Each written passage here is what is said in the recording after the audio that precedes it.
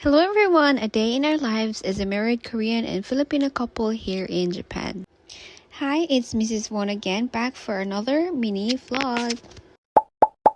本当いつもは真ん前に飛べるんですけどね。Mama? 家の真ん前にね。私は日本人わからない。ごめんね。はい。ごめんなさい。ちょっとわかりました。玄関先にね、ドアの前にね、車いいんだけど、はい。ちょっと邪魔だって言われちゃったんで。はい、車を。だからちょっと歩いてもらっちゃって。はい。大丈夫です。はい。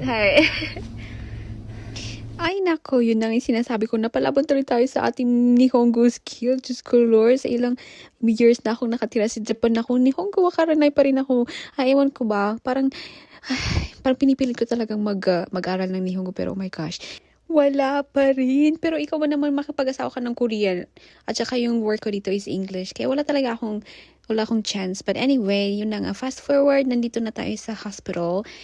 So, since 20 weeks na ako, almost 4 months and a half, pwede na nating malaman yung gender ni baby today. And while doing my regular checkup steps, meron tayong story time. So, sa hindi po nakakaalam, nag-work po ako dito sa Japan as a kunwaring English teacher. Charot. English teacher po talaga ako dito. Pero since malit pa akong babae, di halatang buntis ako. So, sa mga coworker kong mga Hapon at sa mga coworker ko, hindi nila na buntis ako until this time. So, first time, sabi ko, paano ko kaya sasabihin sa kanila na buntis ako?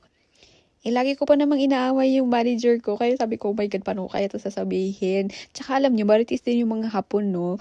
Di mo alam, pinag-uusapan ka din nila, no? About sa work and everything, mga lifestyle. At saka feeling ko parang alam na nila na parang buntis ako kasi nga pang 10 kilo na yung parang nadagdag sa akin. Pero sa mga Hapon kasi hindi sila direct na nagtatanong sa'yo. Parang wini-wait ka nila na ikaw yung unang magsabi. Kaya siguro ganun, hinihintay pa nila ako na ako yung magsabi na, oh yeah, I'm pregnant or ganun.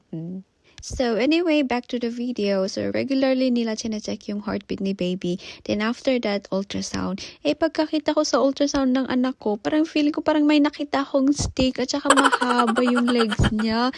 Inulit ko talaga, parang tinitignan ko, parang may dalawang egg at saka stick. Nakikita nyo?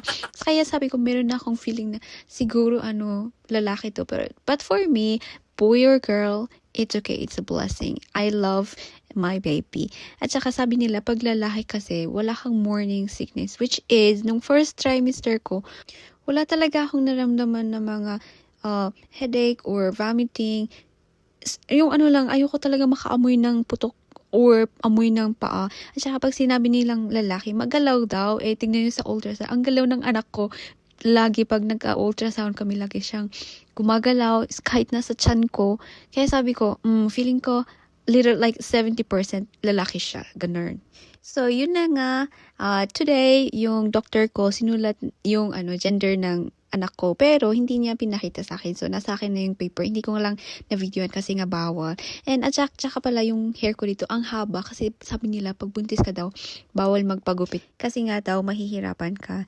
So, anyway, I'm home already. And, I'm very excited kasi today, we are going to buy some cake para sa aming little gender reveal sa family ng husband ko kasi they are very excited kasi first time na apo, ganun. So, nakauwi na nga tayo and very early kasi yung check-up ko, mga 10 o natapos na ako ng mga 1. So, fast forward, nandito na tayo sa bakery kasi hahanap kami ng cake for our little gender reveal. At alam nyo ba, sa Japan, lahat ng bakery store, ang cute ng mga cake nila. Of course, cute din yung mga prices. So, ito yung napili namin, yung dalawang bear, yung pink at saka brown, parang girl and boy. So, since si Mr. Won ang ating manager, siya yung makikipag-usap in Japanese kasi hindi natin alam mag-Japanese. はい、クマさんとキャラメルクマさん1個。はい。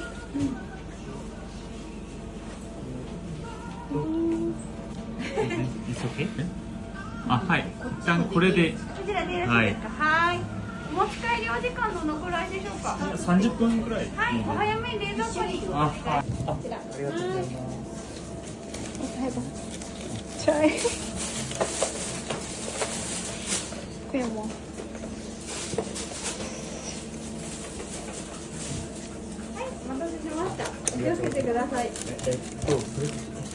頼みがあるんですけれども、実は彼女に妊娠中で、まだ私たちの子のセール中がないんですけれども、こっちに帰っています。